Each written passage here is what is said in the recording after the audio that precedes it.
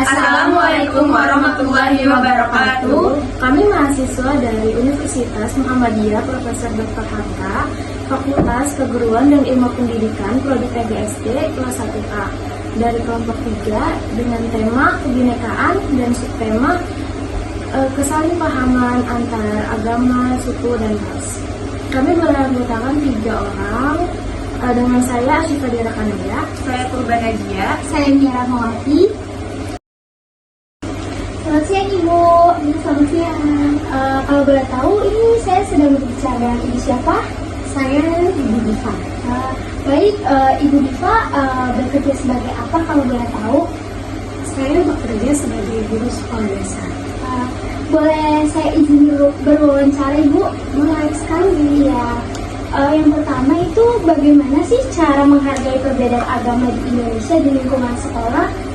Ya, terima kasih pertanyaannya, bagus sekali. Menurut saya, bagaimana cara menghargai perbedaan di Indonesia yaitu dengan adanya toleransi. Toleransi yang ditanamkan sejak dini, sejak anak-anak masih kecil, lalu dikembangkan lagi hingga anak-anak besar, baru terjadi perbedaan signifikan yang jelas. Baik Ibu, pertanyaan selanjutnya itu apa aja sih Bu permasalahan yang muncul di dalam keberagaman suku, agama, dan ras di lingkungan sekolah?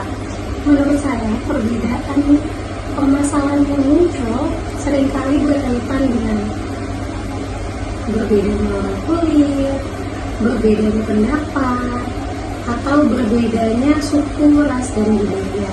Tapi itu bisa kita perbaiki lagi dengan adanya kebinekaan yang sudah ada di kurikulum yang pemerintah sediakan. Baik. Oke, pertanyaan ketiga tuh Bu ya. Upaya apa sih yang dilakukan untuk menyatukan keberagaman suku dan ras yang ada di sekolah? Ya, untuk menyatukannya, upayanya sekolah berupaya menanamkan karakter anak-anak yang berjiwa Pancasila. Contohnya berkebinekaan global, berpikir kritis, supaya anak-anak lebih tegang rasa kepada sesamanya. Terus yang pertanyaan selanjutnya, apa sih pendapat Ibu tentang suku Rohingya yang datang ke Indonesia nih pada saat ini? Berita baru ya. Iya. Datangnya suku Rohingya yang terdapat di Aceh. Menurut saya, sesama umat beragama dan sesama manusia, kita manusia pasti ingin saling menolong. Tapi ada kalanya mungkin kita tidak perlu berlebih-lebihan untuk menanggapi suatu isu. Baik. Nah, pertanyaan yang terakhir dari saya Ibu, dari konflik antar agama yang diketahui nih, apa sih sebenarnya sumber atau akar permasalahan yang mendasar yang menyebabkan konflik perbedaan pendapat? Biasanya itu karena adanya egoisme dari masing-masing orang. Contohnya, misalkan agama yang satu ingin merasa lebih baik dibanding agama yang lainnya. Gitu. Jadi alangkah baiknya jika kita saling menghargai dan bertoleransi kepada sesama umat. Baik Ibu, terima kasih. Mungkin akan dilanjut oleh teman saya. Ya Ibu, terima kasih. Oke, baik, saya akan melanjutkan pertanyaan dari teman saya sebelumnya. Yang pertama, menurut Ibu, apa sih arti dari kesalahpahaman antar agama, suku, dan ras? Ya, kesalahpahaman antar suku, agama, dan ras yaitu saling adanya keterkaitan dan saling paham antara agama yang satu dan agama yang lain. Contohnya, ketika kita ada kegiatan agama, dia tidak mengganggu kegiatan agama dari agama yang lain. Oke, selanjutnya, seberapa toleransi sih agama Islam? Ya, menurut saya, agama Islam itu agama yang sangat toleransinya tinggi. Dengan banyaknya perbedaan, banyaknya warna dalam agama Islam sendiri, tidak terpengaruh dengan warna-warna agama lain yang ada di luar. Oke, baik. Nah, kalau menurut Ibu, mengucapkan atau merayakan Natal atau mengikuti acara-acara Halloween atau juga mengikuti acara lain yang bertentangan dengan agama Islam, itu tuh bisa nggak sih jadi kayak tameng untuk kita kayak menghargai perbedaan, menghargai agama lain gitu. Pertanyaannya bagus sekali. Menurut saya itu tergantung dengan toleransi. Toleransi itu bisa menjadi dua, yaitu menghargai dan menghormati serta mengabaikannya. Dalam agama kita diajarkan untuk agamaku adalah untukku, agamamu adalah untukmu gitu. Jadi jika kita menghormatinya saja dengan tidak mengganggunya saat beribadah, kita sudah bertoleransi dengan itu. Namun langkah baiknya jika kita tidak ikut serta dalam merayakan kegiatan agama. Oke, baik. Nah, pertanyaan selanjutnya, menurut Ibu tentang pembangunan tempat ibadah agama minoritas yang dipersulit oleh pemerintah itu gimana? Menurut saya tempat pembangunan ibadah minoritas ataupun agama lain tidak dipersulit oleh pemerintah, namun kadang-kadang pemilihan tempatnya itu mungkin kurang strategis dan ada di tengah hunian warga, sehingga warga ada yang protes, sehingga banyak terjadi keterlambatan pembangunan. Oke, baik.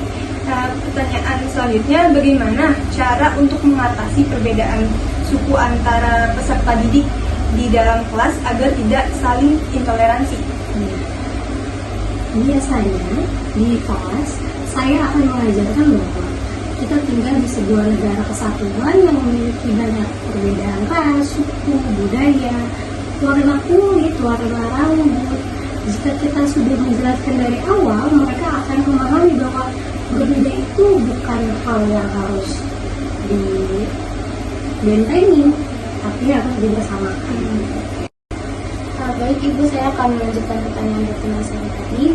Jadi pertanyaan yang pertama itu, apa pendapat Anda sebagai guru tentang peserta didik yang mengejek temannya terkait perbedaan agama? Ya, tentang perbedaan agama, saling ejek-ejek dan olok-olok. Menurut saya, pastinya sangat tidak baik. Ya. Baik itu entah anak sekolah dasar, SMP maupun SMA. Tidak baik karena tidak adanya toleransi dari masing-masing anak begitu. Maka dari itu biasanya anak-anak sudah diajarkan toleransi sejak dini. Oke, pertanyaan selanjutnya itu, lalu bagaimana sih cara pencegahan yang dapat dilakukan agar hal itu tidak terjadi di lingkungan sekolah? Cara pencegahan yang biasanya dilakukan oleh guru-guru sekarang adalah menggerakkan kegiatan anti-bullying di sekolah-sekolah, misalnya dari kelas per kelas atau dari pembiasaan-pembiasaan yang dilakukan setiap hari oleh peserta didik di sekolah. Oke, pertanyaan selanjutnya itu, apa pendapat Anda sebagai guru tentang peserta didik yang dirundung karena perbedaan warna kulit di kelas? Kembali lagi tentang topik perundungan. Sekarang anak-anak sudah diajarkan bahwa perundungan itu tidak baik. Jadi biasanya dengan berdasarkan itu hanya bercanda. Namun bercanda adalah kegiatan dua arah. Ketika kita melontarkan kata dan orang lain akan tertawa dengan kata itu terus juga, itu namanya adalah bercanda. Tapi kalau kita mengeluarkan kata dan orang tersebut tidak terima, itu namanya sudah termasuk bullying. Bentar ya. Oke, baik, pertanyaan selanjutnya, apa pendapat Anda mengenai orang baru yang datang ke suatu wilayah namun ditolak karena dianggap akan mengganggu kepentingan penduduk asli wilayah itu? Ya, terkait dengan datangnya sekelompok baru yang akan mengungsi, ini istilahnya adalah mengungsi, tapi kita masih tidak tahu ke depannya akan bagaimana. Jadi sepertinya kita akan mengikuti aja alur pemerintahan saja.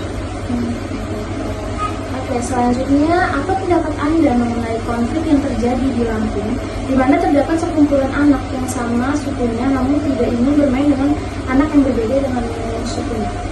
Ya, itu termasuk kegiatan balik lagi bullying ya, ketika dia tidak ingin suatu anak untuk bergabung bersama dia dengan alasan yang tidak masuk akal dan memusuhinya serta mengolok-olok bahkan sampai terjadi kekerasan, itu adalah tindak kriminal yang harusnya sekolah sudah bisa memberi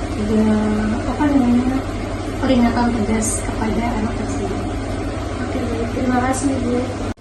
Baik, kesimpulan dari kelompok kami dari wawancara hari ini adalah kita perlu menanamkan sikap toleransi di dalam dunia bermasyarakat, baik itu toleransi antar suku, agama, dan ras. Oke, semoga dari video wawancara kami bisa bermanfaat untuk teman-teman semua. Wassalamualaikum warahmatullahi wabarakatuh.